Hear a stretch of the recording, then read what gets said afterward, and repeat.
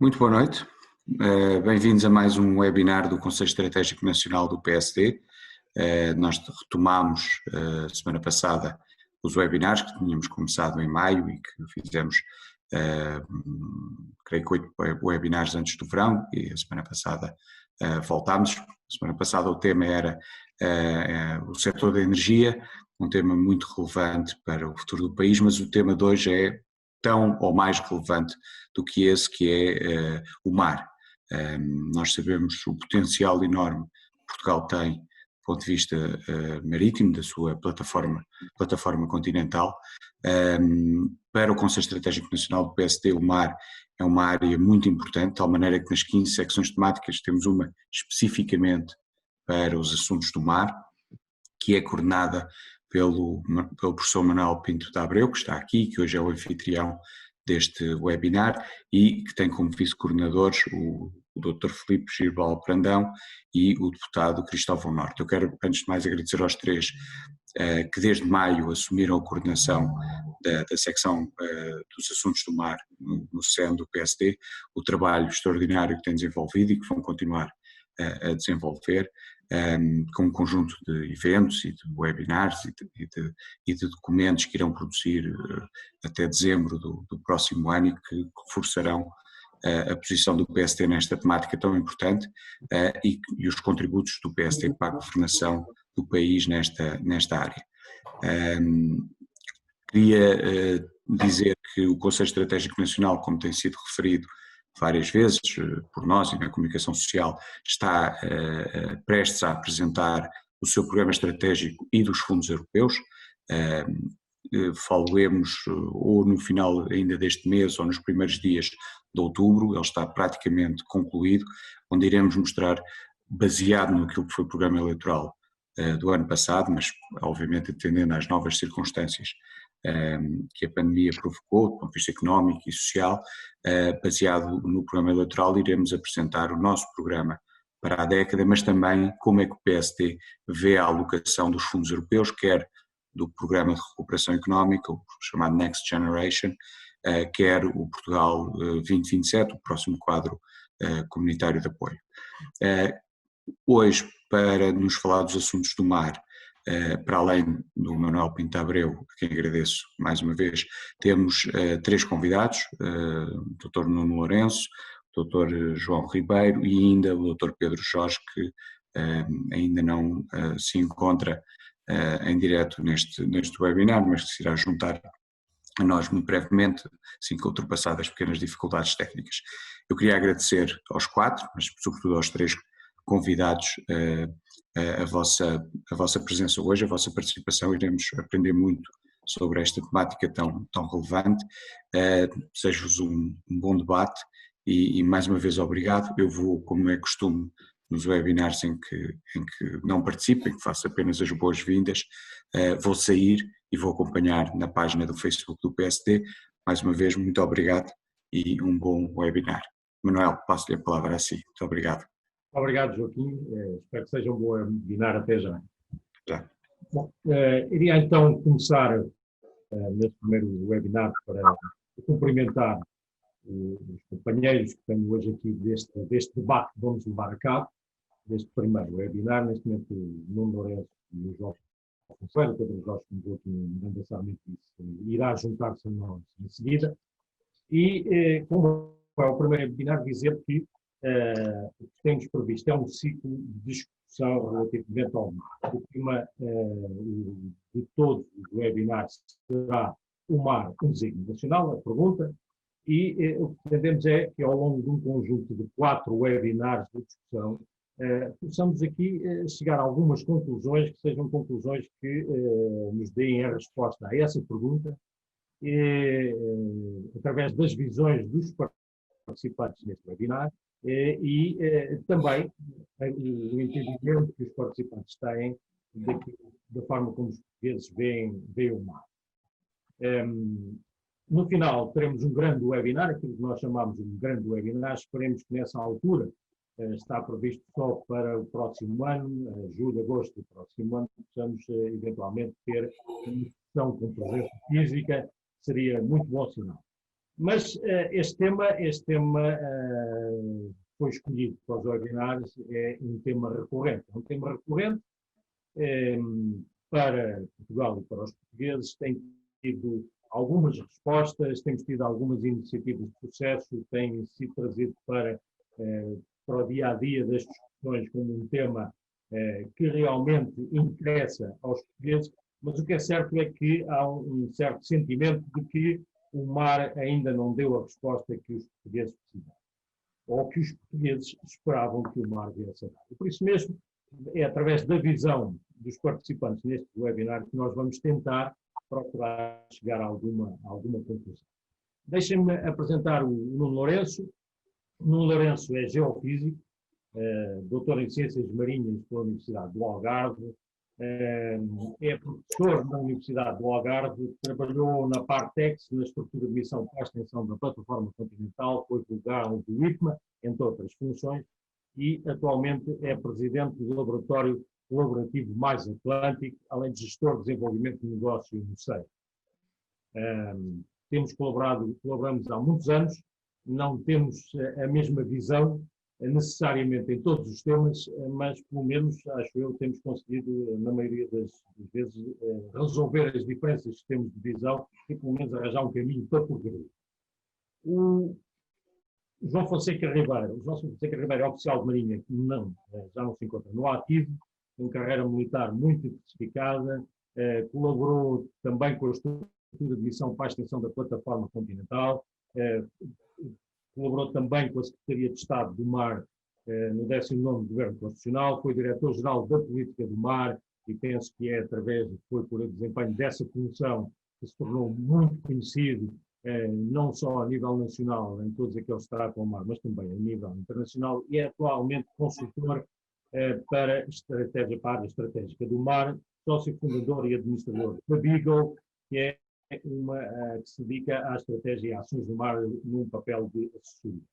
Juntar-se a nós o Pedro Jorge. O Pedro Jorge tem uma longa experiência, cobre desde a construção naval até às pescas, trabalhou em associações de empresas, organizações de pesca, na Associação dos Armadores das Pescas Industriais e do Grupo Minador, normalmente exercendo funções de administração, mas se bem conheço o Pedro Jorge, não se limita a isso, a mão na massa e leva a cabo realmente trabalho.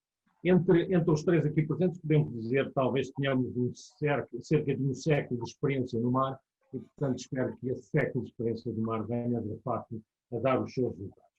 E eu passava desde já a palavra, queria começar pelo Lourenço, e lançava-lhe já o resto de responder, ou procurar responder, e dar a todos aqueles que nos estão a ouvir a sua visão, primeiro, sobre aquilo que será uma resposta à nossa pergunta: mar um desígnio nacional? Aquilo que é para si, se realmente o mar para o Nuno Lourenço é ou não um desígnio nacional, e depois pedia que também nos dissesse o que acha, como acha que os portugueses veem o mar, se realmente também os portugueses consideram ou não que o mar é um desígnio nacional. Nuno, faz favor. Muito obrigado, Manel. Antes de mais, agradecer o convite que o Manel me fez e o Conselho Nacional me fez para estar presente neste webinar. É sempre um prazer discutir o mar nas suas diferentes vertentes e nos seus diferentes desafios e oportunidades, e portanto é com muito gosto que estou aqui. Gostava de cumprimentar também o meu colega e amigo João Fonseca Ribeiro. O Pedro ainda não entrou, falaremos depois quando ele entrar. O mar acompanhou, quer dizer, para além da ligação afetiva que acho que todos os portugueses e eu próprio temos desde nascença, porque começamos a desfrutar, sobretudo as pessoas que vivem na zona mais ribeirinha deste país, ou nas zonas insulares, e que desfrutam do mar. Já mais velho, toda a minha vida profissional foi dedicada a este tema, ao mar, sobretudo na sua componente de investigação, mas também por inerência do trabalho que fui fazendo, ligando com o setor produtivo ou com setores de inovação emergentes, e portanto acho que nesse trajeto que fui fazendo na minha vida, eu lembro-me que na fase inicial fui afetado, como muitos da minha geração, pelos episódios do Cousteau, pela componente romântica de exploração, e depois há a natureza real das coisas quando crescemos e começamos a confrontar-nos com a vida profissional, e eu não gostaria e não quero falar de desígnio, é seguramente uma enorme oportunidade, um enorme desafio, pejado de aspectos fantásticos e de dificuldades extremas.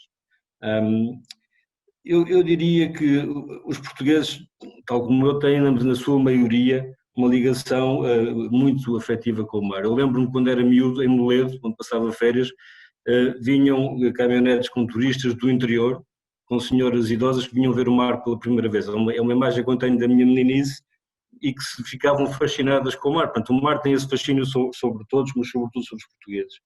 E, portanto, eu acho que os portugueses percepcionam a importância do mar, mas têm uma fraca literacia no sentido de qual o seu significado, qual a sua escala e o que é que pode fornecer. Ou seja, tipicamente neste país há uma identificação cultural forte, gastronómica, as festas, a literatura, tudo o que é do senso comum e que as pessoas conhecem.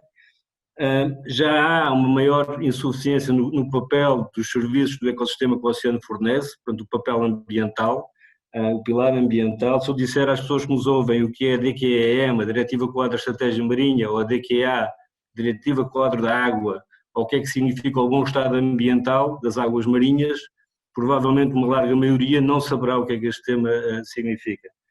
Também, felizmente, começa a haver uma maior consciência de o papel que os oceanos têm na nossa vida em terra, o papel de regulação do clima, o papel e o que está a acontecer de feedback positivo e negativo nesse meio, associado às alterações climáticas, à alteração climática. E, portanto, mas, por exemplo, se falar de capital natural, ou como é que se mede e como é que se estrutura esse impacto que esses serviços fazem ao ser humano, ao homem, qual é a noção de capital natural já será uma coisa mais longínqua para muitos que nos ouvem. Da mesma maneira, eu diria que há um enorme potencial económico, mas que as pessoas só percepcionam pelo que é tradicional e típico. A pesca, não está cá o Pedro Jorge, mas ele falaria disso seguramente, o turismo sol e mar, e há um conjunto enorme de outras atividades que se calhar ficam fora do radar da maioria das pessoas. Portanto, há uma oportunidade extrema de concretização desse potencial económico. Portanto, se eu falar de biotecnologia, se calhar algumas pessoas, isso é à medida que vamos para a profundidade, e portanto a lógica de que o mar tem a escala que tem, e que nós conhecemos, nós aqui presentes conhecemos, e que não se cinge à zona costeira, que é o que as pessoas a maior parte das vezes percepcionam. Se eu disser às pessoas que para irmos da nossa costa aqui no continente até ao extremo da plataforma continental estendida, teríamos que navegar 9 dias a uma velocidade de 10 nós, uma velocidade típica de trânsito no navio, e isso é uma noção de escala que as pessoas não têm. E para não têm essa noção de escala em área, também não têm essa noção de escala em profundidade. As riquezas minerais que agora se falam a miúdo e que são suporte para a economia verde e que são suporte para a economia circular, as pessoas não percepcionam que isso existe no nosso território. As oportunidades do lado da biotecnologia, novos fármacos, ou mesmo para a parte dos cosméticos, muitas pessoas não conhecem essa realidade. O potencial extraordinário que temos para a aquacultura e que não está concretizado todo neste país e que é um dos vetores que pode ser mais premente, porque apesar de tudo menos intensivo do ponto de vista tecnológico, as pessoas não o percepcionam. Ou seja, eu diria que os portugueses têm uma ligação fortíssima ao mar, mas falta uma componente de literacia, de aprendizagem, do que é que isso significa de facto e qual é a oportunidade que ele contém.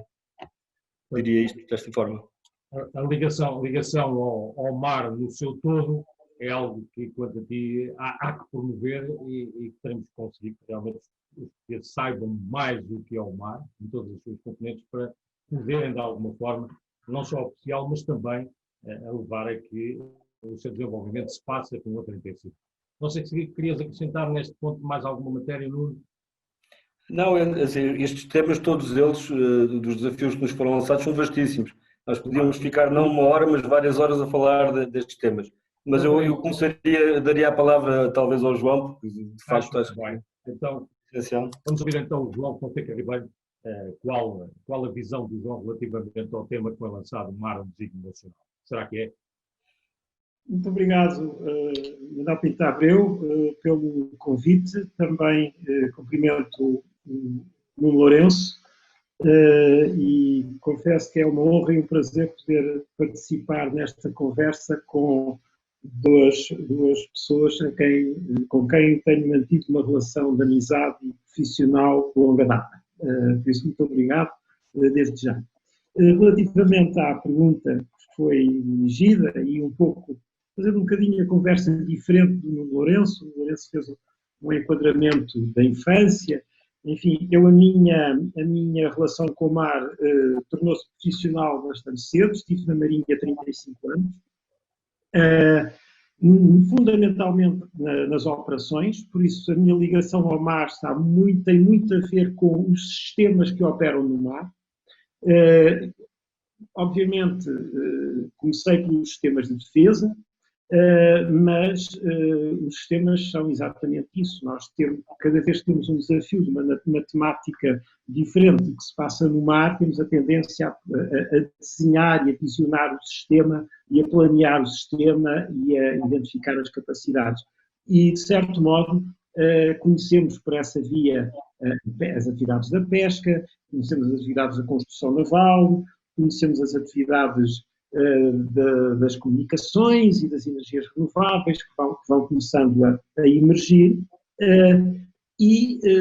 enfim, diria, surgem depois outras atividades que não são exatamente os sistemas a que eu estava habituado a trabalhar, mas que têm fundamentalmente a ver com o usufruto das populações para o uso do mar, muito orientados pela lógica do turismo e do lazer e também do desporto.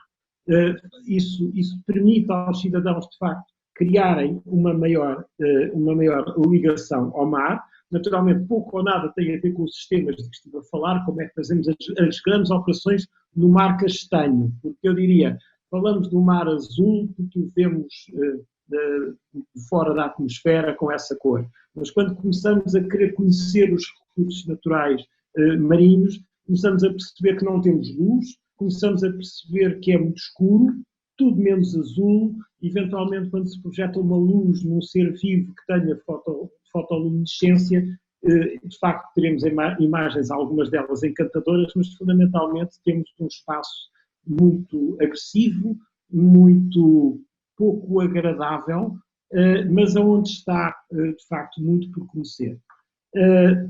Diria, os portugueses não estão sensíveis ao mar na percepção que ele requer diria mesmo que alguns mais conhecedores da matéria também se centram em algumas partes, deixando outras muito desconhecidas. Sistematizando, vejo o mar como um território que requer desenvolvimento como um território terrestre, requer ser tratado como território.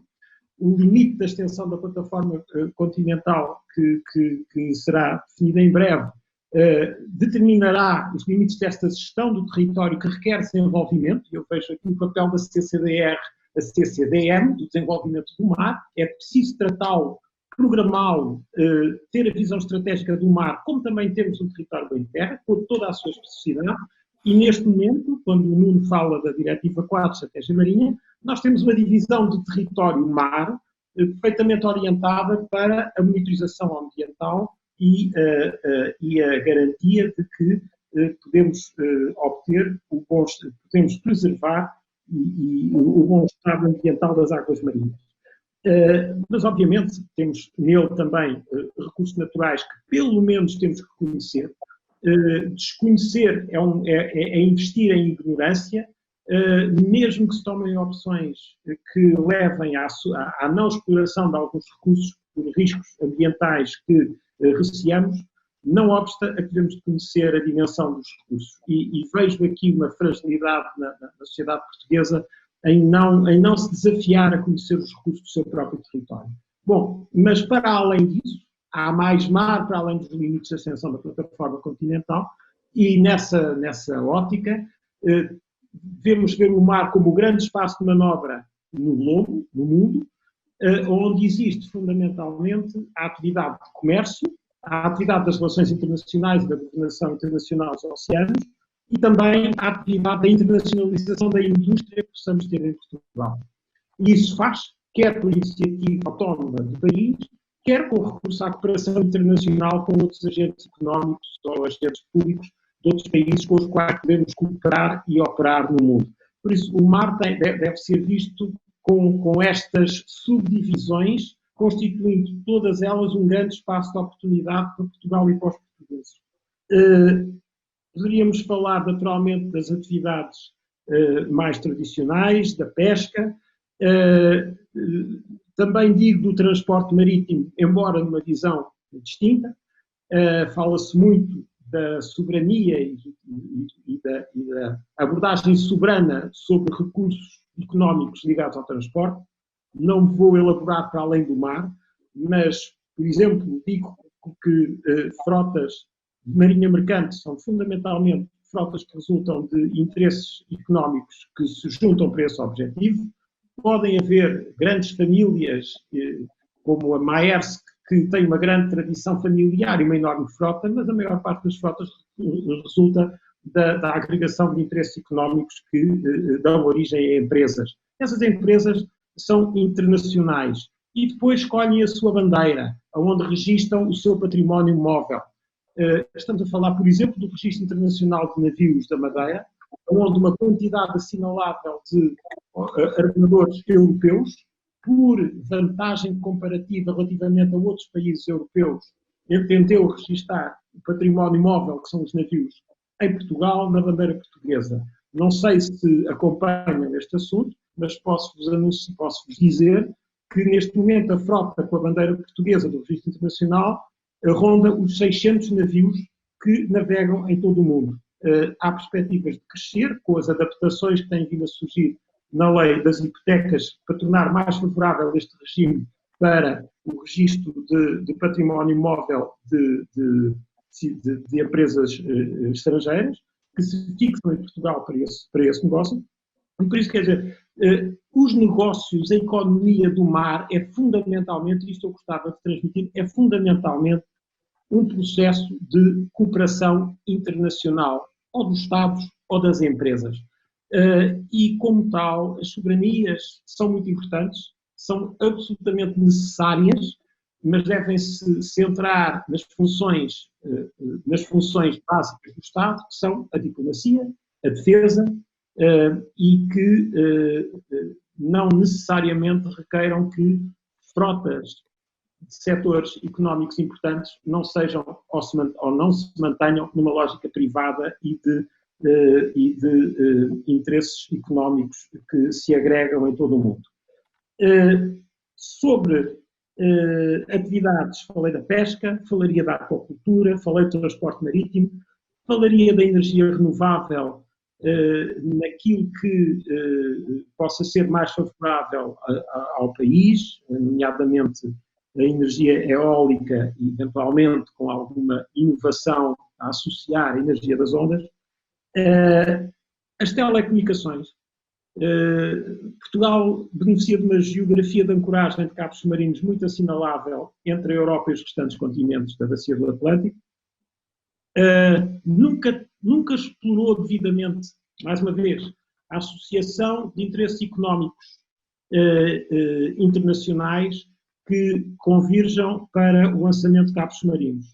Hoje em dia, o que ocorre são essencialmente projetos nacionais que ligam o continente aos arquipélagos dos Açores e da Madeira, e não são projetos intercontinentais, onde Portugal possa ter uma capacidade instalada e onde pode gerar valor económico nas ligações intercontinentais e com esse valor conseguir pagar os segmentos que ligam as partes do território. Isto é só para dizer como a nossa visão do mar como espaço de oportunidade é muito, muito, muito mitigada e carregamos imenso no erário público aquelas infraestruturas sociais que garantam a ligação das regiões autónomas com o continente, mas que de facto não resultam de uma visão de economia importante no mar, resultam fundamentalmente desta satisfação estrita das necessidades sociais das populações e que são um peso enorme depois nos orçamentos públicos.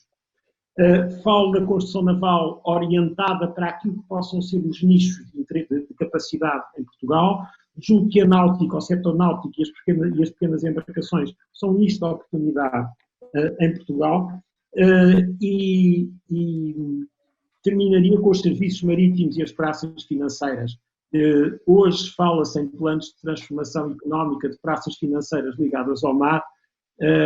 Julgo que esse exercício já devia incluir uma praça financeira, que é o Centro Internacional de Negócios da Madeira, onde 25% dos negócios que residem nesse centro já estão ligados à economia do mar. Por isso, digamos que convém olharmos para o nosso mar e por isso convém que os portugueses olhem para o mar e o conheçam melhor, para perceber que algumas novidades não são necessariamente novidades, são fundamentalmente áreas que, já existindo, estão no desconhecido da nossa sociedade.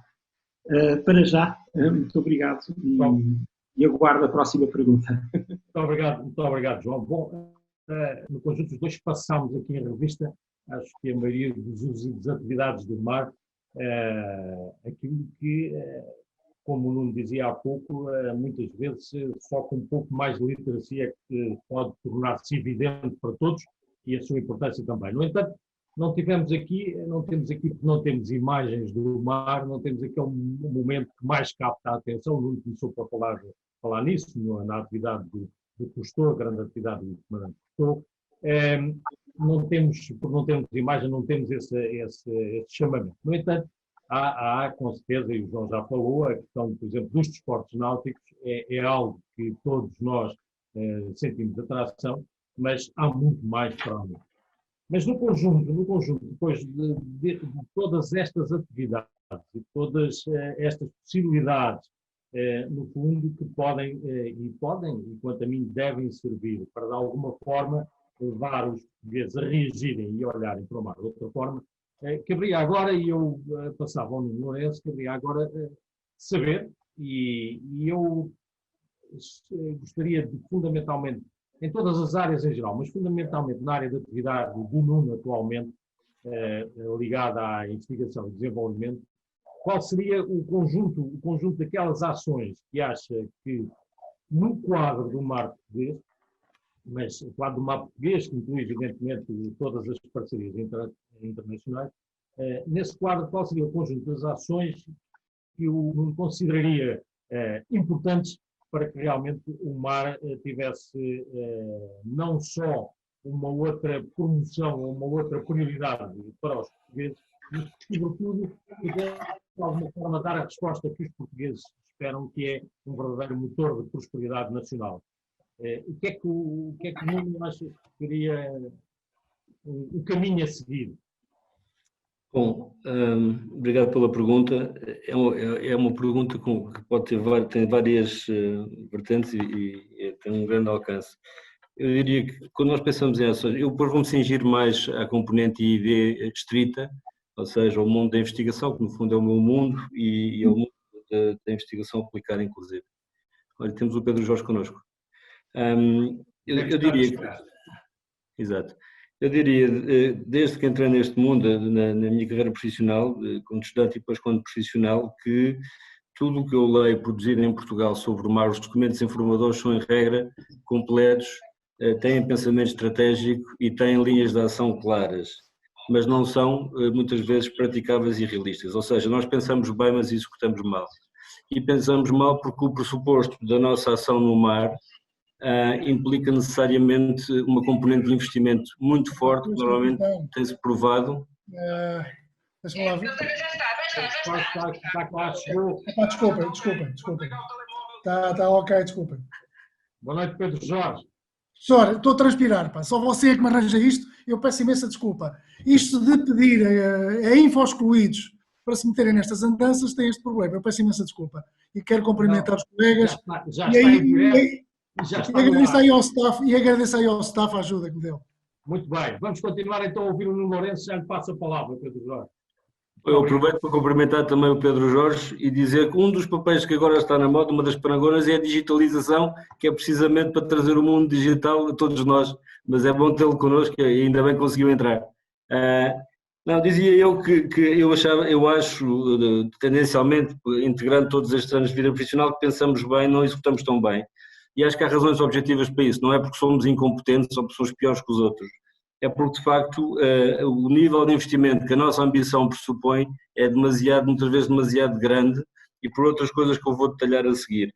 É natural que, não havendo uma atividade âncora, pensem, por exemplo, na Noruega. A Noruega passou de um paradigma de agricultura e de uma economia francamente insuficiente para uma potência marítima. Porquê?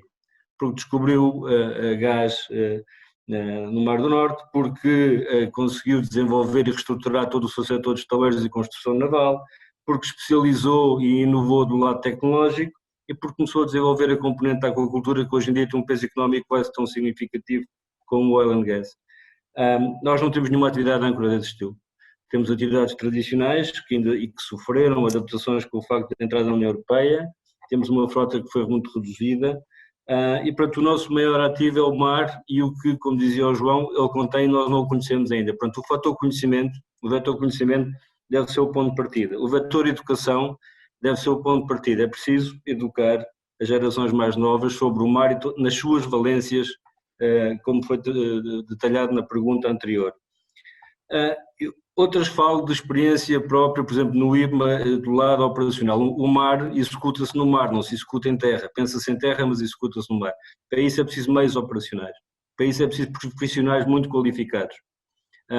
Isso abarca setores tradicionais, como a pesca, construção naval, reparação naval, como setores novos da aquacultura ou como os setores mais de base tecnológica, como, por exemplo, a prospecção de recursos. Sejam eles minerais ou recursos vivos ou não vivos. Nessa ótica, o que eu acho que era decisivo era haver não o abraçar de todas as linhas estratégicas, ou seja, nós, por exemplo, em termos de formação profissional e das profissões do mar, não é preciso formar um profissional específico, muitas vezes é preciso adaptar profissionais que existem com valências que existem, de eletrotecnia, de mecânica, de ciências da computação, do que seja, das eletrónicas, e dar-lhes a perspectiva do que é aplicar o seu métier no mar e nas tecnologias do mar e nos desafios do mar. Nós somos naturalmente fragmentários na ação. Nós acho que pensamos como um país muito rico, mas não o somos, e portanto é impossível, não temos recursos para abarcar todas as áreas que queremos desenvolver. Ou seja, por mais impopular que isto seja, é preciso fazer escolhas. As estratégias não podem disparar para todos os lados, para todas as linhas de ação e para todos os campos de hipóteses. E aí o João falou de uma coisa que é decisiva, que é atuar em nicho. Nós não temos que atuar na fileira toda, nem conseguimos dar resposta em tudo, desde a produção até aos clientes finais, em termos de desenvolvimento económico. Nós temos necessariamente que fazer escolhas, atuar em nicho e atuar em poucas, se quisermos abarcar mais do que o nicho, temos que escolher poucos, não podemos escolher todas as fileiras. Isso não é viável, não é possível, o país não tem recursos para isso. Depois há uma questão que vem do papel do Estado neste processo, que é, há uma excessiva, se calhar uma excessiva regulamentação neste sentido. Os processos são mais demorados do que deviam ser, há coisas boas na gestão do espaço marítimo, há um plano de ordenamento do espaço marítimo, há licenças de utilização privada do espaço marítimo que permitem algum desenvolvimento económico, tem que haver organismos fortes que tutelem a monitorização e que minimizem e que façam a transparência para o cidadão comum a monitorização de potenciais impactos dessas atividades. Mas temos uma questão que eu acho que também é um mal nacional, que eu tenho que dizê-lo abertamente, são os pequenos poderes e a dificuldade que é coordenar. O mar, por natureza, é transversal às áreas de governação. E é extremamente difícil, a experiência que eu vivi em vários componentes desta minha fase, desta minha vida profissional, de articular interesses ou vontades com um certo sentido estratégico para chegar a resultados, nomeadamente quando envolve coordenação de ministérios, por exemplo, ou quando envolve coordenação de diferentes grupos tutelados por diferentes ministérios. Aqui estou a falar da minha abordagem em termos daquilo que é a minha experiência no setor público. Acho que Portugal tem, agora cingindo-me à componente de ID, acho que Portugal tem um grupo fortíssimo de investigadores nas áreas fundamentais e nas áreas aplicadas. Acho que não há suficiente articulação e há uma enorme sobreposição, ou seja, há diferentes grupos a fazer o mesmo, todos eles ou muitos deles excelentes, mas sem capacidade de complementaridade nem de articulação. E perde-se muito com isso, nomeadamente recursos. Ou seja, eu acho que a verdadeira competição, eu sou favorável à competição, a competição cria inovação, cria resultados mais fortes e cria maior resiliência, mas há componentes em que deve haver o que eu chamaria competição, ou seja, tem que haver componentes de cooperação para podermos competir com quem de direito lá fora. E não a lógica subjacente a muitos das atividades cotidianas, por exemplo, em áreas tecnológicas associadas ao mar, em que os grupos que existem e que são muito competentes não conseguem alinhar-se estrategicamente para poder ganhar escala para operar num universo maior. E isso é uma pena porque, de facto, a qualidade existe e está cá. A outra coisa que eu diria que é decisiva é a capacidade de sair do mar por sua natureza, sobretudo os setores emergentes, e com esta me calo, os setores emergentes implicam necessariamente componentes de investimento forte, componentes de investigação aplicada forte e um ambiente que seja favorável ao investimento de capital de risco ou de capital privado. O Estado não pode fazer tudo, é a minha visão. Deve fazer o seu papel do ponto de vista da regulação, da proteção, mas deve deixar que a atividade económica se desenvolva e deve inclusive apoiar essa atividade económica, porque isto são setores de risco muito elevado. É difícil encontrar capital de risco nessa atuação, nesse espaço de atuação. E o que é que eu teria mais a dizer sobre este assunto? Dizia só que é preciso também, e é o último, rigorosamente o último aspecto, há um relatório sobre a evolução da ciência em Portugal, da Fundação Manuel dos Santos, que eu recomendo a leitura, e que tem uma parte específica orientada para o mar, e que trata o mar como um todo, mais uma vez. O mar não é todo igual. O nível de especialidade que existe na costa é diferente no mar profundo, o nível de recurso e de capacidade que implica é diferente e, portanto, na ciência e no financiamento da ciência, seja ela fundamental ou aplicada, deve haver essa discriminação positiva, tratando o que é diferente como diferente e não como igual. Muito obrigado. Muito obrigado, Nuno. Uma visão muito completa que nos levou da linha de costa até às planícies abissais. E, para além disso, e agora cumprimentar mais uma vez o Pedro Jorge. Há pouco disse que no conjunto dos 3 convidados que hoje tínhamos para falar no mar, havia mais de 100 anos de experiência. De facto, agora chegou a maioria, talvez a maioria dessa experiência, com a entrada do Pedro Jorge, a quem cumprimento e agradeço a sua participação. E dava-lhe a palavra e desde já pedia que abordasse dois temas em conjunto. O primeiro seria a sua visão relativamente à pergunta que foi lançada, se o mar é realmente um desígnio nacional, para si e para os portugueses que conhece. E uma segunda era, no conjunto, na sua área de atividade, fundamentalmente a sua vida profissional, que vai desde a construção naval até às pescas, quais seriam as ações fundamentais que considerava importante serem levadas a cabo para que realmente o mar se torne, para a maioria dos portugueses, como um fator decisivo para o seu bem-estar. Muito obrigado. Ok, professor, é um prazer estar consigo, ainda que seja só através da videochamada, bem como dos restantes colegas. Quero pedir desculpa realmente do meu atraso, perdi com certeza que já algumas intervenções, a intervenção pelo menos do doutor Justiça, doutor sei comandante, fico um bocado na dúvida. O João Ribeiro. João Ribeiro está também, não está? João Ribeiro. Ok, pronto, viva, está bom, há tempo que já não estávamos juntos. Ora bem, quero agradecer o convite, dizer que a minha comunicação será feita sempre numa perspectiva um pouco mais restrita do que a visão dos meus antecessores, porque tem uma visão holística francamente diferente daquela que eu tenho relativamente ao mar.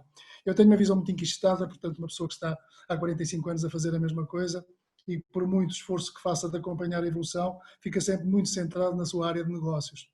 É uma área de negócios que foi muito rica no passado, como bem sabemos, nós tivemos realmente um peso muito importante na atividade pesqueira em águas internacionais, depois fruto das circunstâncias que todos vocês conhecem tão bem quanto eu, a questão da soberania das 200 milhas, a questão da integração na União Europeia, e a questão do excesso de frota, tem que se dizer isto, embora no passado eu não gostava muito de ouvir isto, de que tínhamos excesso de frota e que era preciso ajustar, mas obviamente que tínhamos excesso de frota e tivemos que fazer o ajustamento, e ainda bem que o fizemos, porque senão já cá não estaríamos.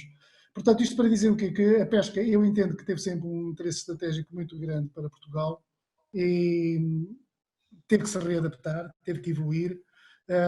Obviamente que a pesca vista a partir de Bruxelas tem sido altamente penalizada, não só pela Comissão, não só pelo Parlamento, que tem uma visão demasiado green do mundo, como também da própria Organização do Comércio.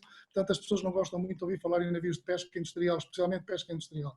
E, portanto, nós carregamos com esse peso e com todos os normativos e todas as evoluções legislativas que tem havido nesse sentido, algumas delas que merecem a nossa aceitação, embora com sacrifício, outras são perfeitamente descontextualizadas. O que eu me apetecia dizer era o seguinte: nós penso que estamos num momento difícil do mundo, o país e o mundo está num momento difícil e que estamos desejosos que passe rapidamente, mas este rapidamente, pelos vistos, vai demorar muito tempo. Agora, o eclodir desta crise em março, desta pandemia, fez-nos ver o mundo, fez-nos ver a globalização e fez-nos ver a nossa economia de uma forma completamente diferente. E eu penso, modéstia à parte, mas penso que o setor primário talvez tivesse chamado a atenção para os consumidores, para a população, de que efetivamente nós podemos fazer muita coisa em teletrabalho, nós podemos evoluir em muitas coisas, mas o comer ainda é muito difícil fazê-lo em teletrabalho. O pescar, o produzir as batatinhas, tudo isso que nos faz falta no nosso dia-a-dia, independentemente de estarmos confinados ou não, gostaríamos sempre muito de chegar ao pé de uma grande superfície e encontrar os produtos que necessitamos. E atrás está efetivamente um setor que, de algum tempo a esta parte, não tem sido dado o devido reconhecimento. Pronto, portanto, o que eu acho é que todos nós ganhamos consciência de que o mundo vai mudar, obviamente. Há coisas com certeza que vão melhorar. E no domínio das pescas e talvez até da agricultura, que são setores que me tocam muito profissionalmente, eu penso que vai ser dado um reconhecimento diferente a estes agentes económicos. E não obstante ser um setor de atividade tradicional, não é descabido pensar na inovação que tem sofrido e a inovação que tem a potência para continuar a sofrer. Tem que ser visto não com o estigma que tem que ser visto até agora, não é? Que é quase que um parceiro a bater. Portanto, eu parece-me que neste momento nós todos reconhecemos que quando surge uma crise destas, a autossuficiência alimentar é uma coisa que todos gostaríamos de ter, mas que ninguém tem. Mas podemos ter mais ou menos. E é esse mínimo de autossuficiência que eu entendo que devemos cuidar e que tem estado perfeitamente abandonado no que diz respeito à pesca. E digo isto sustentado nos números que nos vão sendo divulgados, e perdoa-me eu estar a dirigir-me já para esta minha mania que eu tenho de fugir para a área da pesca, mas é essa que eu conheço, é o que tenho a obrigação de conhecer melhor e, portanto, partilhar convosco o meu sentimento. O que eu sinto é que o esforço que foi feito por este Estado-membro, e que quer o Nuno, quer o comandante, quer o professor conhecem e de que maneira, sabem que efetivamente foi feito um esforço de adaptação muitíssimo grande e Portugal foi praticamente pioneiro. E quer se queira, quer não se queira, Portugal é dos países, pelo menos da Europa do Sul, os que, com todas as suas falhas, ainda é o que melhor cumpre a regulamentação comunitária. Porque a regulamentação comunitária é igual para todos, o problema é depois quem é que a cumpre. E nós, nesse aspecto, temos aqui os nossos vizinhos espanhóis, que têm precisamente a mesma regulamentação e que, efetivamente, aquilo é uma selva autêntica, é um país que ainda não entrou nos eixos e que isso tem muitos problemas, traz muitos problemas à nossa subsistência no mercado, que é um mercado pequeno e que também é invadido por produtos deles. Mas isto para vos dizer o quê? Nós, neste momento, aceitamos um conjunto de desafios, primeiro a adaptação ao recurso, depois o rendimento máximo sustentável, e é com agrado que nós vemos que o CCTEP, o ICES dizem que a maioria das espécies pescadas aqui nas águas ocidentais praticamente atingimos na maioria das espécies o rendimento máximo sustentável. Pegamos no mapa das TACs e cotas e vamos aqui ao ano 2013, eu estou a falar só em recursos internos, depois temos também a questão dos recursos externos, onde já fomos muito fortes e hoje temos meia dúzia de navios apenas. Mas aqui no recursos internos, se é aquilo que há de mais, que a nós nos toca mais de perto e que no fundo é aquilo que eu entendo que é pode ser mais autossustentado, porque depende apenas ou quase exclusivamente de nós. Nós reparamos que de 2013, aqui nos recursos internos, nós passámos das 49 mil toneladas e em 2020 já temos 122 mil toneladas. Portanto, nós mais que duplicamos em 7 ou 8 anos a capacidade, as possibilidades de pesca que temos aqui nas nossas águas internas. Pronto. Dir-se-á que desde 2013 a 2014 a frota tem-se mantido praticamente a mesma. Só com um problema, é que a frota tem estado a envelhecer ano após ano. porque desde o quadro comunitário de 2013, que terminou, salvo erro, em 2013, portanto, desde do IFOP, que terminou em 2006, que nunca mais se construiu nenhuma embarcação de pesca, da pesca industrial. E o próximo quadro comunitário de apoio, por muito que se barafuste e que se tente reverter medidas, já temos a certeza que a sua configuração já está traçada. Não acredito que vá haver grandes alterações e, portanto, quer por pressão da Organização Mundial do Comércio, quer por pressão também dos eurodeputados, nós sabemos que para a pesca, para as novas construções e renovação de frota, vai continuar a haver zero de apoios. Bom, isto é uma situação que é extremamente perigosa e que eu lá à frente gostaria de abordar, porque penso que isto é aquilo que o país precisa neste momento, onde é que se pode investir, onde é que se pode crescer, o que é que se pode fazer para dinamizar estas atividades, porque esta atividade, se a considerarmos estratégica, porque estratégica nós andamos há 30 anos a dizer que as pescas são estratégicas, sempre ouvimos dizer que as pescas foram estratégicas, mas não têm sido tratadas como tal, só no papel.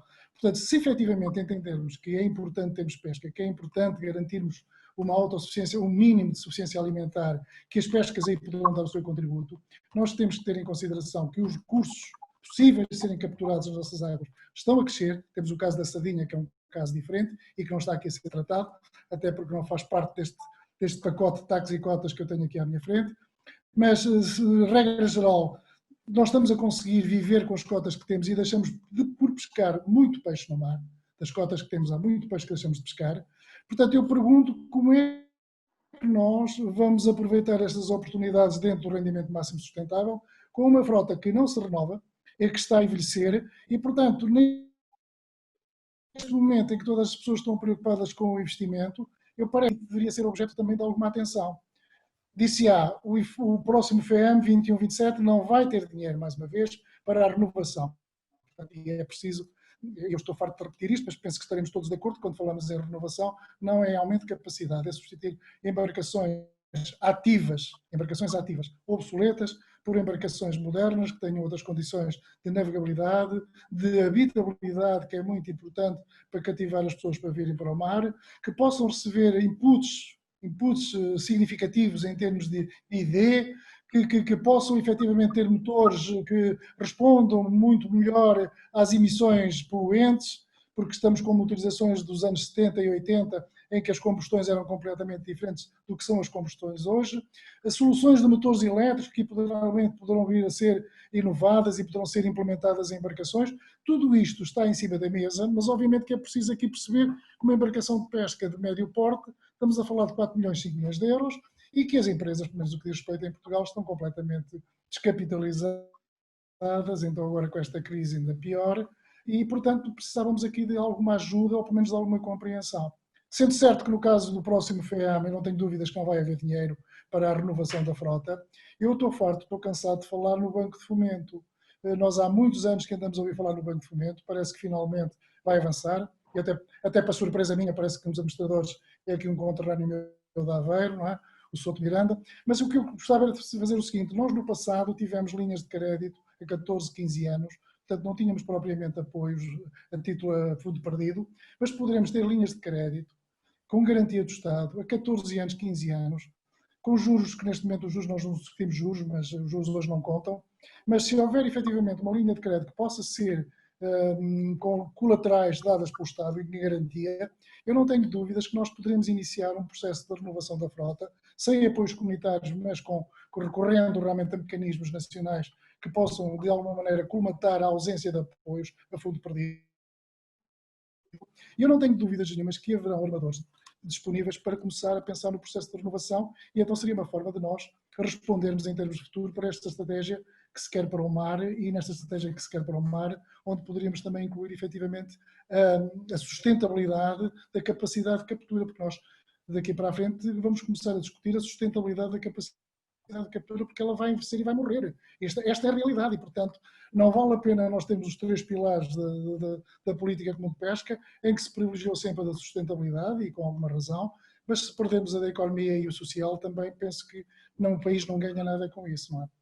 Portanto, esta era a primeira intervenção que eu gostaria de fazer. Penso que há aqui muitas outras coisas a dizer em termos da nossa administração, o que é que precisamos, em questão de formação profissional, a questão da investigação científica, e eu tenho que puxar aqui as orelhas ao professor, ao meu amigo Pinto Abreu, que tanto considero, conheci-o nestas lides, mas tenho desacordos profundos com ele, ou já não são tão profundos, mas estivemos sempre em desacordo, mas com realmente um reconhecimento das capacidades que cada um tem e de saber reconhecer o mérito de cada um. Eu sempre fui um bocado crítico do porta-aviões que comprámos para o Mar Portugal. Portanto, isto foi apresentado no governo ainda do professor Pinto Abreu e aqui do Nuno como uma coisa extraordinária, mas a coisa é tão extraordinária, que efetivamente agora temos lá ali, agora sei que já recebeu mais uns milhões lá da Noruega, de um fundo Gantt, mas aquilo nem para trás nem para a frente. Mas eu também lhes digo uma coisa, com o ministro que nós temos presentemente, e evidentemente das inúmeras reuniões que eu tenho tido com o senhor e do respeito que tenho por ele e do reconhecimento da competência académica que ele pode ter, aquele senhor deveria estar proibido de ter uma área de economia nas mãos, porque ele só vê efetivamente o mar para não se mexer. Não se pode atacar os recursos vivos, mas os recursos não vivos também é melhor ter muito cuidado. Portanto, vamos ver, não é? Não sei que estratégia se pode implementar quando o titular da pasta tem assim uma visão tão cega em relação a esta imensidão, não é? Obrigado, Pedro Jorge, por uma intervenção profunda. As nossas diferenças não foram assim tão grandes. Pedro Jorge se interrompeu o método de algumas das ações, como eu também fui levado a conhecer aquilo que o Pedro Jorge concordava muitas vezes com o Pedro Jorge. Eu passava ao João Fonseca Ribeiro, não sem antes fazer aqui uma nota. Nós iniciámos as intervenções às 21h15, 21h20 e, portanto, estamos com mais ou menos 20 minutos para levarmos a cabo este nosso webinar. E apenas para tomarmos nota para ver se conseguimos realmente dentro desse tempo, até porque já tenho aqui algumas perguntas para serem respondidas, portanto, a ver se conseguimos, apontaríamos aqui para as 22h30 para terminar este webinar. Eu passava então ao João Fonseca Ribeiro, exatamente com o mesmo que há pouco eu perguntei ao Nuno, que ações considera o João Fonseca Ribeiro que seriam importantes para tornarmos então este mar o tal motor do desenvolvimento nacional. Muito obrigado. Muito obrigado pela pergunta. O problema da capacidade para desenvolver as ações é crítico.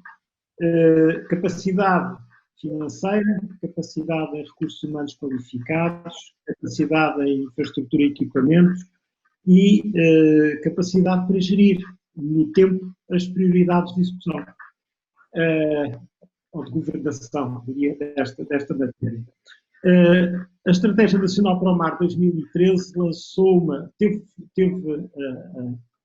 a bondade, diria, de procurar reconhecer a formulação da estratégia anterior, 2006, formular sobre uma realidade de geoestratégia que muito liga Portugal ao mar, é algo que, diria, quase será inalterável, porque é uma realidade geoestratégica, mas a forma de priorizar, a forma de planificar e a forma de quantificar e não apenas qualificar, a forma de monitorizar as implementações é fundamental para a decisão aos vários níveis, quer de governação, quer mesmo decisões de setores económicos, setores ligados à monitorização do ambiente, etc. Bom, esta capacidade é fundamental para termos as condições de base para o desenvolvimento dos usos e das atividades no mar. Também já tivemos instrumentos que foram preparados e que simplesmente temos que os pôr em prática, assimilá-los devidamente, a Lei do Ordenamento e Gestão do Espaço Marítimo. Há uma matéria também no âmbito das capacidades, nos deixa aquém da ambição, tem muito a ver com os recursos humanos qualificados, tanto a educação como a informação profissional. Tenho estado a acompanhar de perto a evolução da formação profissional e entristece-me, porque vejo, de facto, a formação profissional, os grandes edifícios de formação profissional, muito orientados para atividades de formação que mantenham os cidadãos na situação de desemprego a efetuar cursos de formação. Isto também terá que ser dito, conta para as estatísticas do emprego, diria que para a formação profissional do mar não conta absolutamente nada. E é muito importante flexibilizar a capacidade da formação profissional, de forma a que os cidadãos nos territórios possam orientar a sua atividade mediante a oferta do mercado, tendo não mais cursos, mas sim melhores cursos. Ter um eletricista orientado para o mar pressupõe uma capacidade adicional que dê a esse trabalhador a possibilidade de se adaptar ao meio aonde vai trabalhar.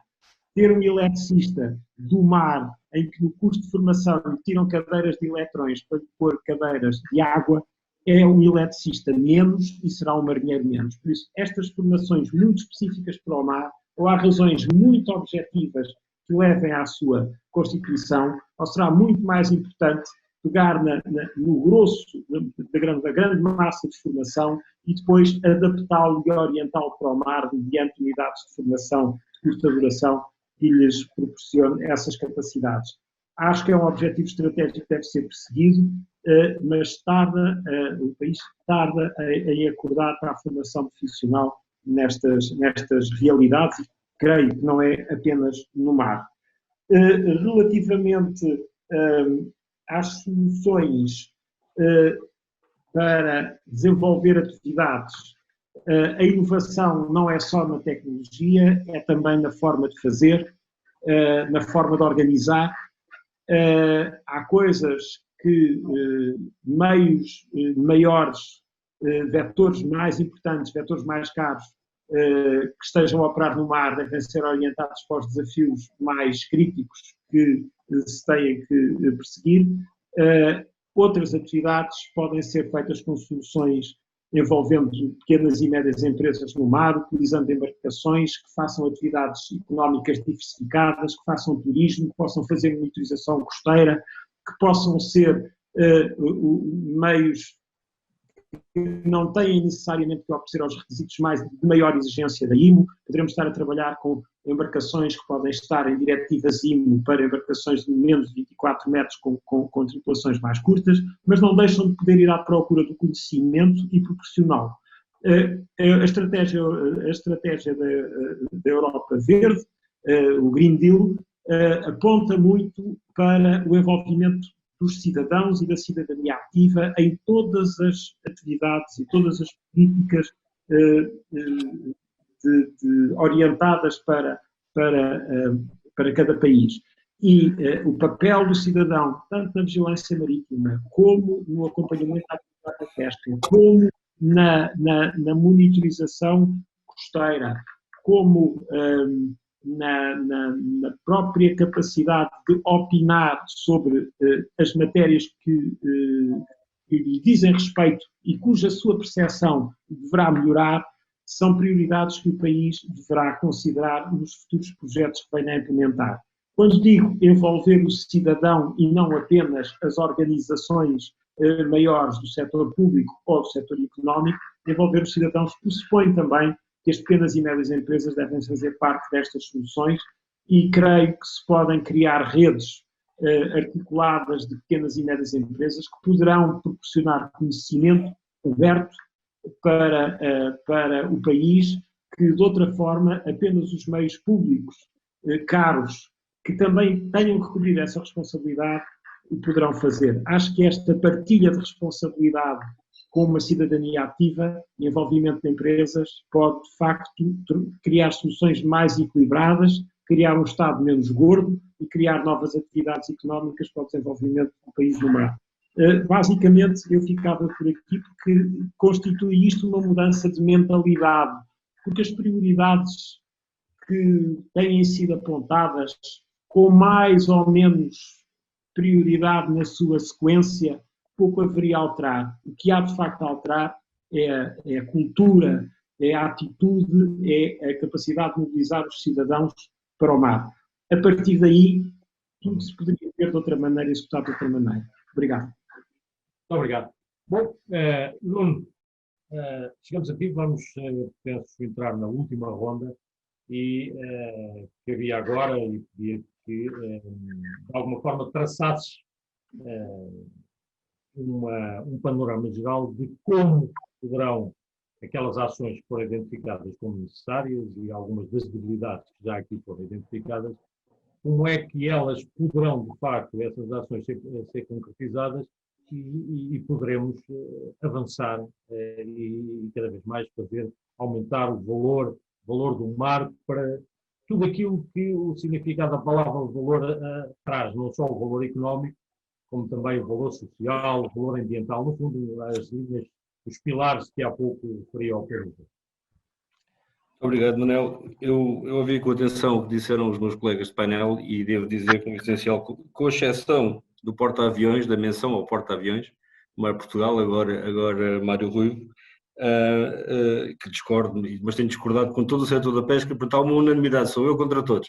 Mas isso é um assunto para discutirmos fora deste âmbito. Mas no essencial concordo com o que vocês disseram, quer o João, quer o Pedro Jorge. E portanto eu diria que pegando no desafio que o Manel me põe e no que foi dito por mim e pelos meus colegas, quase que é a negação do que eu disse, ou seja, estamos fragmentários, temos de desfragmentar, temos escolhas múltiplas, temos de ter menos escolhas e mais incisivas, temos que fazer um stick to the plan, nós estamos sempre a dar zigue-zagues. Nós estamos sempre a escolher um caminho A que depois passa para o caminho B e quando descobrimos muitas vezes voltamos à casa de partida e perdemos tempo e perdemos recursos. E portanto, se as estratégias dão uma visão e um caminho, depois há um roadmap para lá chegar. Esse roadmap é adaptável, mas a estratégia não pode estar sempre a mudar. E a estratégia não pode dar resposta a tudo o que estamos aqui a discutir, porque não é possível, não há recursos para isso. Daí as escolhas e das escolhas autorizadas. Acho que há alavancas, eu falava há pouco que não há um setor amplo, o Pedro Jorge falou da renovação da frota, há questões e constrangimentos obviamente, mas a verdade é que, e colando desta questão à questão do nicho, há setores tecnológicos de construção, de apoio à pesca do lado da tecnologia, que podem ser incorporados, podem ser testados, a comunidade científica pode estar mais próxima da comunidade da pesca, da produção, os navios podem ser mais modernos, mais eficientes, a pesca pode-se reduzir os custos de contexto com benefício para todos, para o ambiente e para o setor da pesca que gasta menos para pescar, e portanto isto são quase, eu diria quase verdades de lá para ali repetidas nestes anos para trás, mas que tardam em conseguirmos concretizar. As razões serão múltiplas, mas o stick to the plan eu acho que era, ou seja, manter o rumo, para usarmos linguagem náutica, acho que era extremamente importante.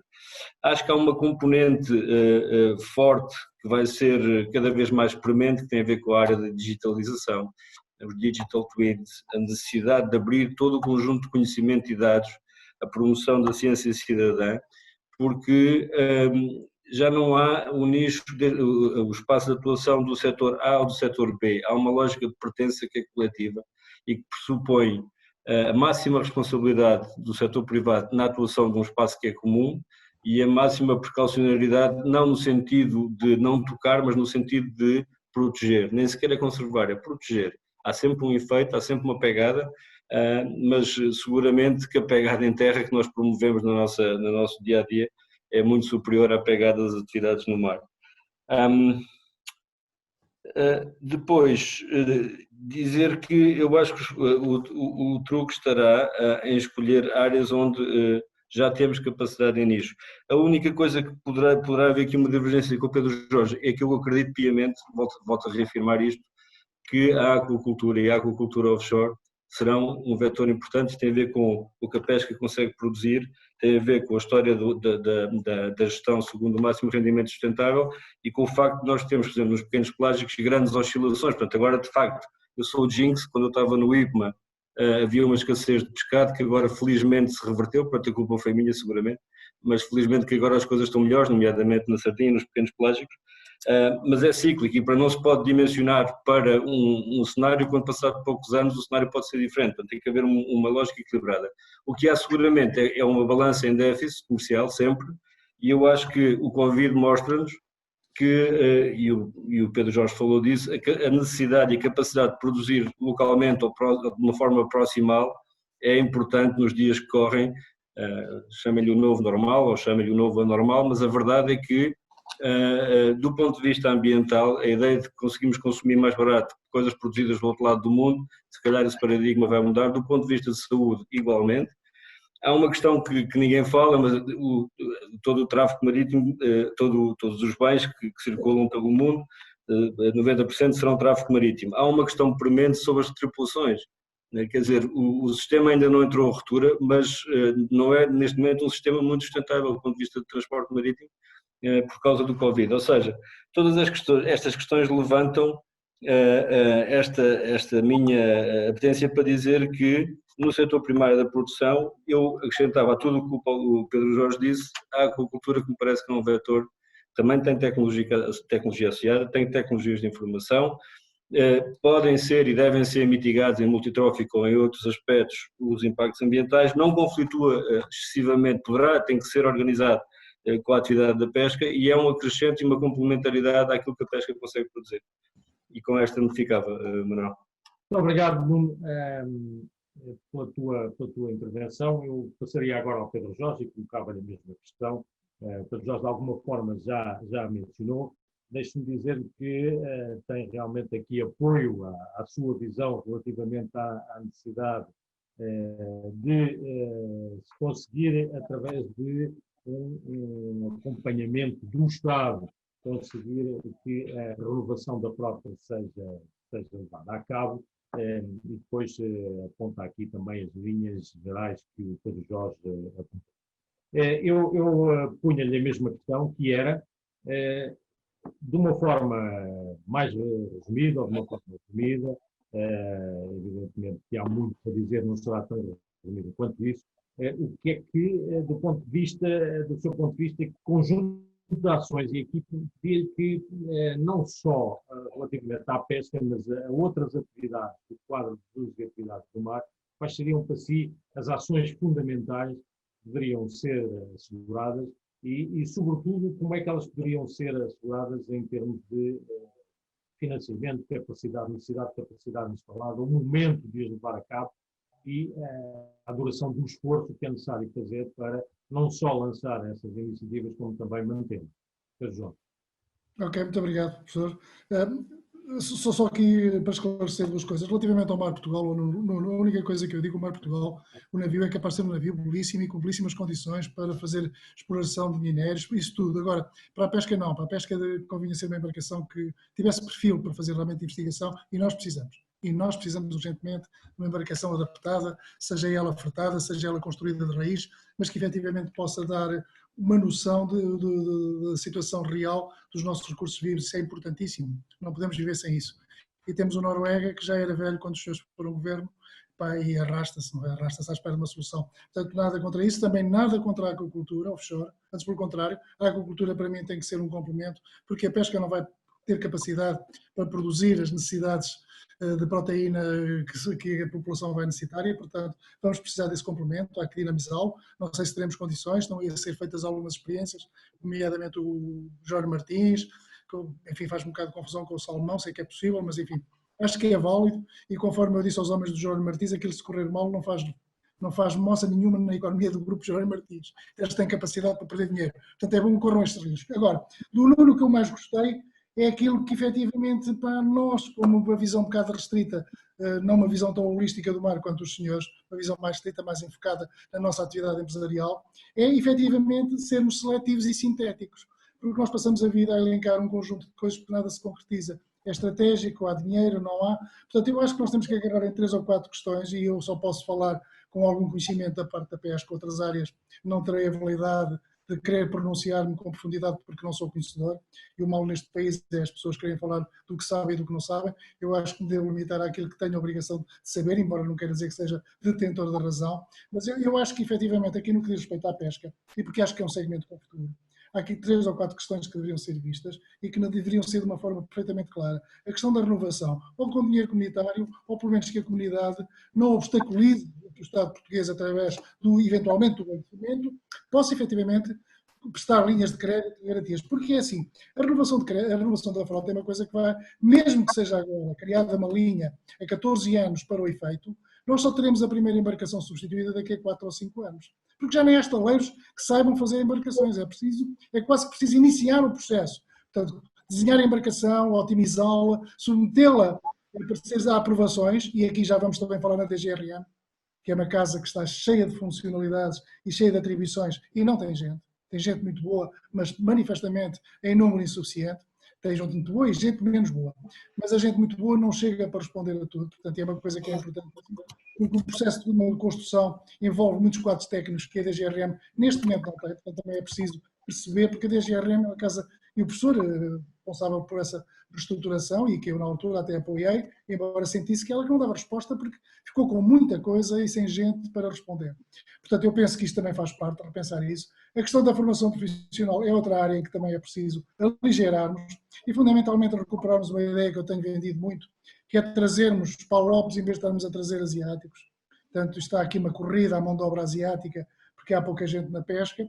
É preciso rever a situação do estatuto do marinheiro, portanto não faz sentido que na pesca não haja uma garantia de salário mínimo, é uma coisa que me arrepia.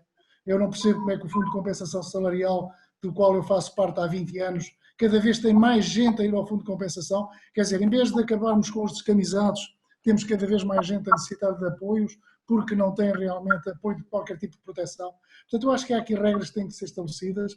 A questão do licenciamento, a questão da informalidade na pesca, são tudo coisas que precisam de ser clarificadas, porque a única forma de termos uma pesca rentável e com valor é efetivamente as pessoas cumprirem todas as mesmas regras. E os circuitos têm que ser respeitados por todos, e não é uns a cumprir e outros a andarem por fora, não é uns terem artes legais e outros não terem artes legais. Portanto, isto tudo faz parte daquilo que eu reputo de combate à pesca IUU. Nós, em Portugal, também temos que combater a pesca IUU, que todos nós sabemos é um flagelo em termos mundiais. Portanto, nós temos que começar nas nossas águas e nas nossas embarcações, também a zelar para que as coisas funcionem melhor. Porque ao funcionar melhor, vai permitir que os que trabalham na legalidade consigam florescer, porque sofrem, não deixam de sofrer a concorrência desta gente que não cumpre, não é? Portanto, eu acho que no que diz respeito à pesca, é preciso efetivamente passar do sonho com que temos andado. O mar é muito grande, o alargamento da plataforma são mais um conjunto de oportunidades que vão surgir, mas o que é certo é que nada se tem concretizado. E eu digo-lhe isto, eu realmente vejo que vocês estão a procurar aqui construir bases sólidas para que, se amanhã o partido, de que eu não sou militante e quero que se clarifique, mas que estou sempre disponível para colaborar com os partidos do arco do poder, porque acho que é importante, se vierem, quando vierem a ser poder, que efetivamente possam concretizar medidas que caibam numa folha A4, não é preciso 300 páginas, nem 150. É aquilo que é fácil de concretizar, haja vontade política e efetivamente pô-la no terreno. E, portanto, aí a seletividade, acho que é muito importante escolhermos aquilo que achamos que vai ter efetivamente resultados e que vai trazer realmente rentabilidade, emprego e emprego com qualidade e que vai efetivamente continuar a procurar que nas nossas águas seja a frota portuguesa a pescar os recursos disponíveis, não é? Deixe-me também só dizer uma coisa em relação à frota. A frota, além da renovação, continua a precisar de ajustamento, não é? Eu acho que há segmentos, porque assim, o facto de estarmos equilibrados não quer dizer que todos os segmentos da pesca estejam equilibrados. Eu, por exemplo, faz-me um bocado de confusão como é que continuam a existir 180 cercadoras, não é? Que são as mesmas cercadoras que existiam quando se faziam 80 mil toneladas de sardinha. Portanto, parece que há aqui algum desajustamento. Portanto, se calhar a frota precisa das duas vertentes, renovação e, eventualmente, ajustamento em segmentos onde ainda há embarcações a mais, não é? Obrigado, neste momento é aquilo que me ocorre, agradeço-lhes imenso, portanto estou disponível para alguma questão que queiram colocar. Muito bem, muito obrigado. Então agora ao João Fonseca Ribeiro. E já aqui uma questão que é relativamente a uma oportunidade no shipping com a saída do Reino Unido da União Europeia, mas para além de responder a esta questão, queria que o João Fonseca Ribeiro se centrasse na mesma questão, que é como concretizar as ações, sobretudo quando poderemos vir a levar a cabo essas tarefas que nós já vimos ser importantes para o mar. Muito obrigado. Sim, senhor. Bom, usar o mar implica estar no mar e temos capacidade e sistema para poder estar no mar.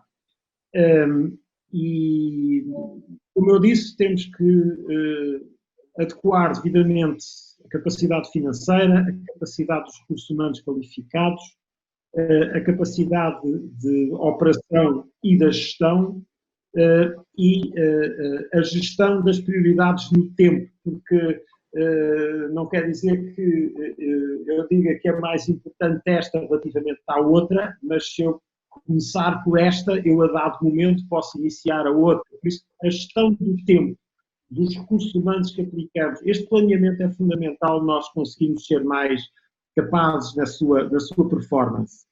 E por isso estar no mar é muito importante. Eu pegava naquilo que o Pedro Jorge tem referido sobre a frota e dizia o seguinte: eu julgo que a maior preocupação que sinto que a renovação da frota é urgente prende-se fundamentalmente com a segurança. Os meios mais velhos põem em risco os marinheiros.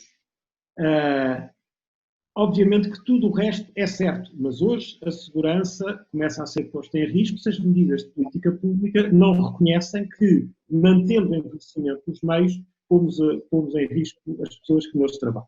E é preciso, de facto, fazer algo diferente a esse respeito, e não vejo o Parlamento Europeu falar sobre a segurança dos tripulantes, e o que me parece que é uma lacuna grave.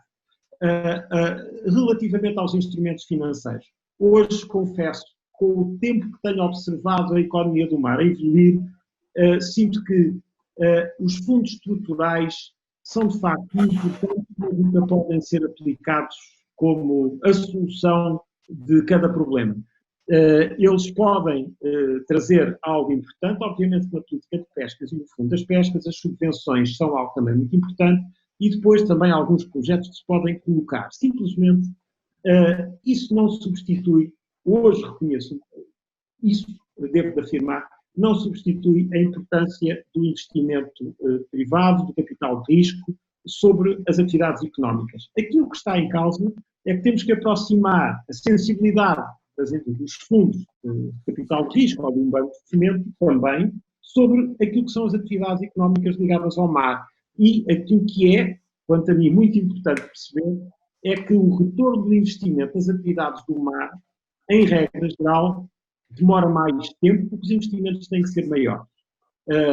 E por isso, a forma como se devem processar reembolsos não devem ser ligados a períodos de reembolso curtos, devem ser ligados a períodos de reembolso largos. Isso é importante para a política pública ter em conta, para de facto criar um instrumento financeiro que facilite a atividade económica desses setores. Quando falamos de pesca e da aquicultura, penso também que é uma oportunidade para a pesca. Porquê? Porque não só a aquicultura vai fazendo, digamos, complementar as necessidades de proteína animal nas populações, mas ao mesmo tempo valoriza o produto da pesca por se tornar um nicho. E isso também pode aportar naquilo que é a combinação do setor económico ligado aos investidores. Se houver bom rendimento num produto que é mais valioso, poderá haver investidores mais interessados em investir numa frota moderna.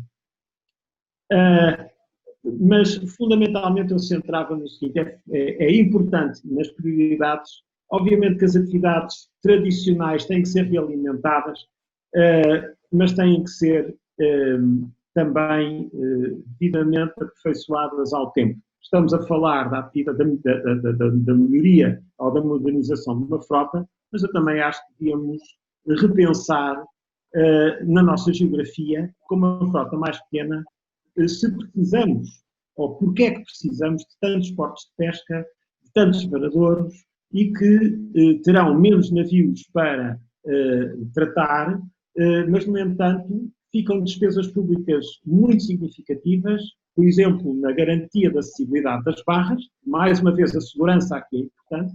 Isso não vale a pena também repensar um pouco estas questões para fazer esse ajustamento naquilo que é a frota no mar e naquilo que é a estrutura de apoio de infraestruturas e equipamentos que está em terra para as mesmas. Uma atenção especial deve ser dada à pequena pesca, sem dúvida, mas esta questão de falarmos em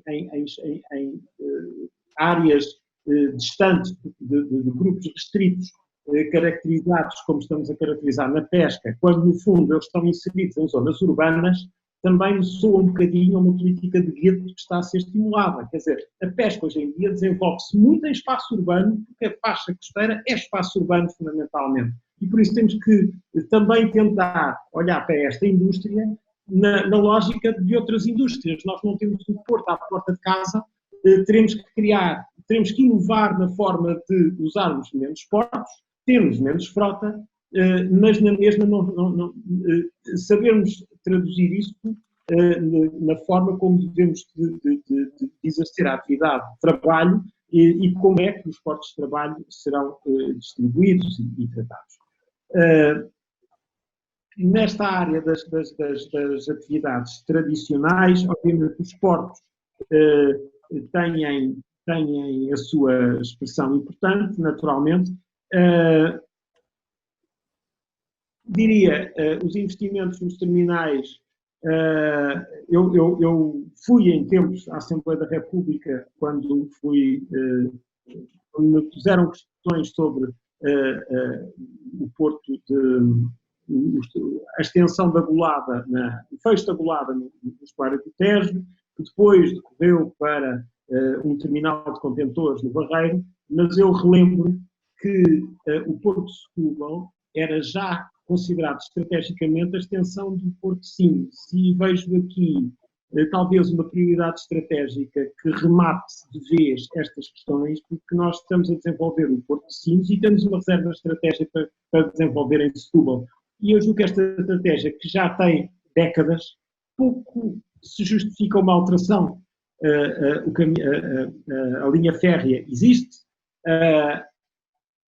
parte da obra está preparada para esse efeito, novas infraestruturas portuárias, quanto a mim, à exceção de Leixões, são questionáveis. E digo, era preferível não voltarmos a falar de grandes infraestruturas neste momento no Tejo, sem tirar partido da expansão que Setúbal e o novo terminal de Leixões poderá trazer. Relativamente às atividades emergentes, há que saber isolar politicamente estas atividades para que elas se possam de facto exprimir. Não podemos ter licenciamento da aquacultura depois de um processo de discussão que tenha sido feito e devidamente tratado e as atividades devidamente licenciadas serem a seguir objeto de discussão perante o setor ao setor da pesca. Enfim, temos que implementar bem a política do ordenamento. E isso implica a discussão pública e o respeito pela discussão pública. A partir daí, teremos que entrar num quadro de evolução mais consentâneo com o exercício das atividades emergentes. E como eu digo, era muito importante que o setor da formação profissional de facto fosse tratado e acarinhado corretamente, obviamente acompanhado com a evolução das carreiras dos marítimos. São passos que têm vindo a ser dados, mas muito lentamente, e a formação profissional é desesperante. Nós, neste momento, no Porto da Nazaré, dificilmente encontramos um carpinteiro português, mas estão lá 5 ingleses para fazer trabalhos de carpintaria em embarcações náuticas, mas também podem ser as de pesca, que já agora é o pescado, porque não está lá um carpinteiro português. Isto é o ponto a que estamos a chegar na mão de obra especializada em Portugal. Obrigado. Muito obrigado, João. Bom, nós passamos aqui a revista uma série de assuntos importantes para o mar. Muitas áreas de atividades, muitas pontas levantadas. Vejo grande vontade do Nuno Lourenço e do Pedro Jorge continuarmos a discutir esta matéria, mas temos que acabar aí. Portanto, eu daria só a palavra ao Pedro Jorge, que tem entrado mais tarde, para uma ronda final, e diria também que com certeza que haverá mais oportunidades para continuarmos a discutir estas matérias com este painel ou, eventualmente, e com certeza com um painel mais alargado com outras componentes. Pedro Jorge, a última palavra para si deste webinar, deste primeiro webinar. Ok, muito obrigado, muito obrigado. O engenheiro, o doutor o João Fonseca Ribeiro abordou aqui 2 questões que eu gostaria só de subscrever. Primeiro, a preocupação com o Brexit. O Brexit vai ter implicações também nas oportunidades de pesca para a frota portuguesa, mas vamos ver como é que isso vai ficar. Por último, queria dizer só que relativamente aos portos de pesca, a ADAP e eu pessoalmente, comum completamente a ideia de que foi veiculada de menos portos de pesca. Efetivamente, os portos de pesca são muitos e obviamente que isso leva à dispersão e não à concentração da oferta, e não existe um rácio entre as obras públicas e os gastos públicos que são feitos e o movimento económico que é feito nessas lotas. Portanto, é uma questão realmente quase que de bairrismo, de onde houver uma embarcação, quer-se um porto de pesca. Não é? eu vou pedir desculpa, tenho que ir ali buscar o carregador aqui do meu computador, senão vou ficar sem acesso. Só um bocadinho, por favor. Mas dá-me por concluir a minha intervenção. Dá-me por concluir, avance, que eu vou só buscar ali o meu carregador. Bom, Nuno, É a questão da fragmentação, que estávamos a falar também. vamos acabar sem o Pedro Jorge regressar, portanto aproveita. Não, eu diria só, eu estava a pensar, nem tudo o que estávamos aqui a falar, parte destas questões tem a ver com fragmentação, mas também tem a ver com o modelo de financiamento que existe para o mar. Além de todos os programas que existem, não há uma ótica do utilizador-pagador. Eu lembro-me, e fui utilitário disso, portanto, eu vou, de vez em quando, tenho a possibilidade de estar e vejo dezenas ou centenas de barcos fundeados ali perto da Ilha de Farol no verão, que não pagam, não pagamos, eu também já o estive para estar lá. Porquê quando vou para uma marina ou para um porto-abrigo e teria que pagar? À praia no verão, nos parques de estacionamento, utilizam o litoral, porque é que não poderia haver uma contribuição de quem utiliza esse espaço costeiro ou marinho que de alguma forma permitisse financiar conhecimento ou capacidade ou em setores de nicho ou em setores transversais como por exemplo o do conhecimento e da investigação, que é a minha experiência enquanto IBMA, é tradicionalmente subfinanciado. Era só isto. Muito obrigado, Nuno. Dar então a possibilidade de Pedro Jorge, não sei se quer fechar a sua intervenção. Não, rigorosamente, acho que está tudo dito e, portanto, eu mais uma vez repito que a minha visão é uma visão muito focada na área da economia das pescas e, portanto, que para este trabalho é uma visão restrita e, portanto, pretende-se visões mais globais para um imenso mar que aí está e com algumas oportunidades seguramente. Não sei se algumas têm sido abandonadas, não sei se a questão dos hidrocarbonetos foi uma questão que, enfim, foi abandonada, as minerações também não sei se vai passar ao lado, de forma que eu, como grande defensor do mar, gostaria que houvesse as atividades no mar que, enfim, não chocassem com a pesca, porque é possível compatibilizar, o ordenamento do espaço marítimo é perfeitamente possível, desde que em diálogo, e gostaria que efetivamente houvesse riquezas das quais nós aproveitássemos, até pelo futuro dos meus filhos e dos meus netos, que já são 4, não é? Dizer também só para o senhor professor, e isto é importante para si, se voltar a tiver responsabilidades governativas, é a questão dos quadros comunitários, não é? Portanto, nós sentimos que há uma grande preocupação sempre dos governos em gastar os fundos, portanto, têm medo que a oposição os crucifique porque devolveram dinheiro a Bruxelas. Nós, pela experiência que vamos tendo, achamos que muitas vezes era melhor ser muito mais seletivo nos dinheiros que se aplica, correndo o risco, por vezes, se calhar não se gastar o quadro todo.